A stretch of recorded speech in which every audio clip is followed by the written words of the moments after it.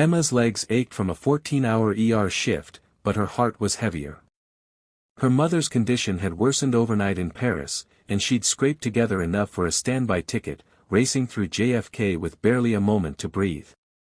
Still in scrubs, hair tied back, she reached gate 42 and followed the gate agent's rushed instructions, not realizing her flight had changed gates. A sleek, black-suited assistant ushered her through a private terminal.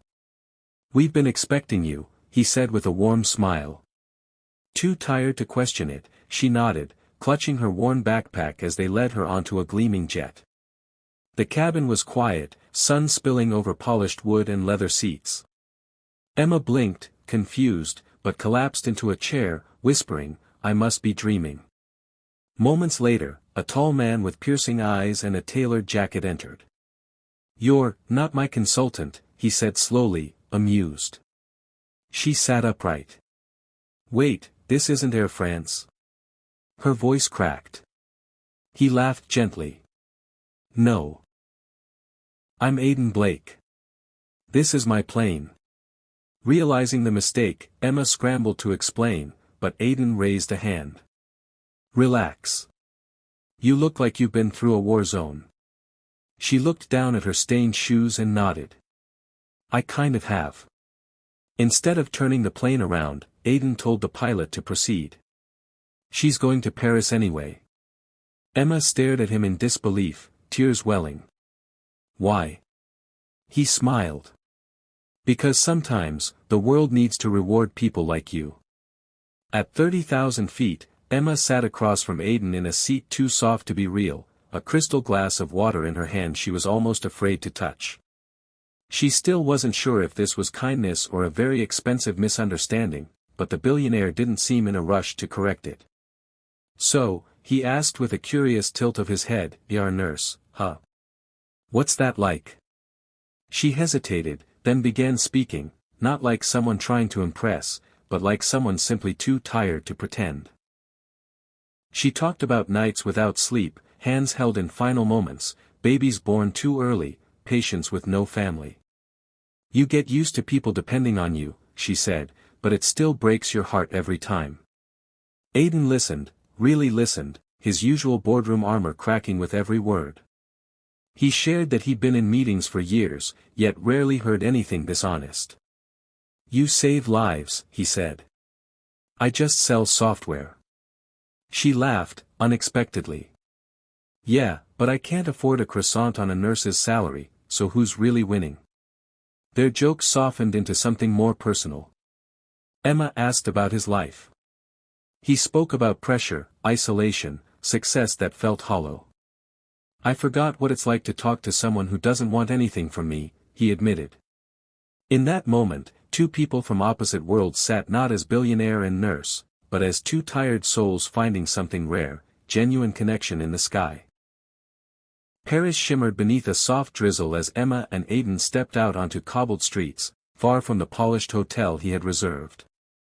"I don't want champagne on a rooftop," Emma said with a smile. "I want to feel the city, not just see it." He hesitated, unaccustomed to plans that didn't involve reservations or security, but nodded. "Lead the way." They wandered through Montmartre, past warm bakeries and open windows where families laughed over dinner. Emma pulled him toward a street violinist playing under a lamplight, her eyes lighting up with childlike wonder. They bought crepes from a cart and sat on a stone ledge overlooking the city, the Eiffel Tower glowing in the distance. No limos. No velvet ropes. Just Paris, real and alive. Aidan watched her in silence. In her presence, the world slowed down. She didn't want to impress him, didn't flinch at his status. She simply existed, unfiltered, kind, present. He realized how rare that was in his world. "You see things differently," he murmured. Emma looked at him and said, "Maybe you've just been looking through the wrong window."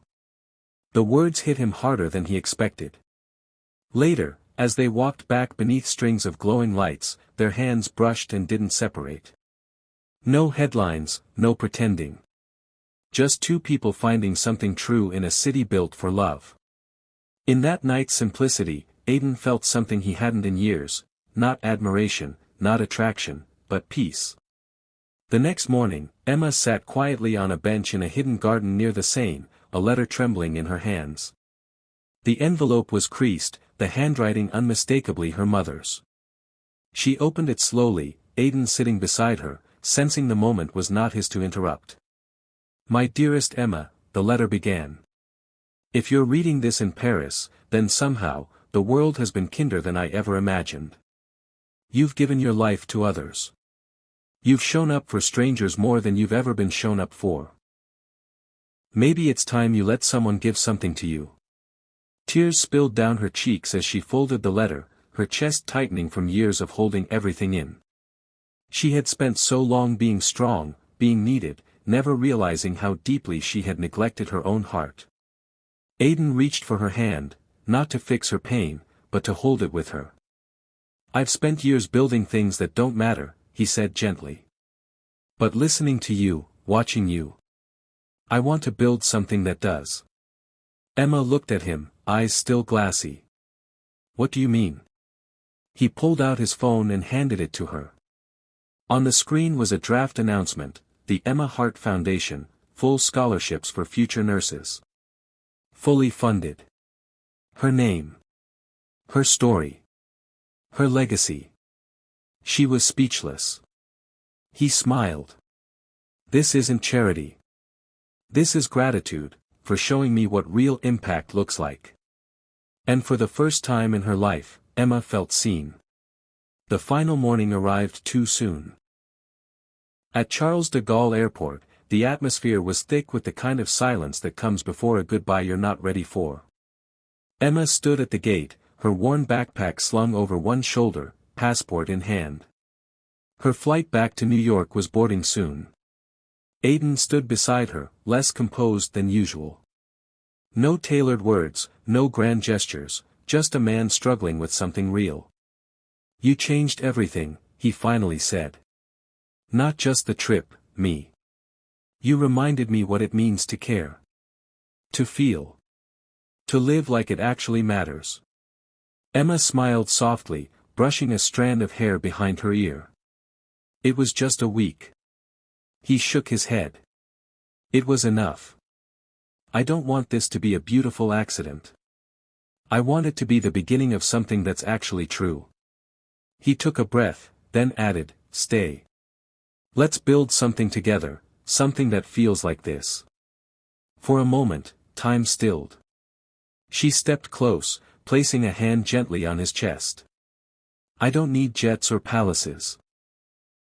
If this is real, it has to be built on honesty, not headlines." He nodded, eyes never leaving hers. "Then let's start there." She kissed him, soft, sure, and full of promise. As she boarded her flight, she looked back once. He was still there, hand over his heart, watching her like someone who just found the answer to a question he didn't know he'd been asking.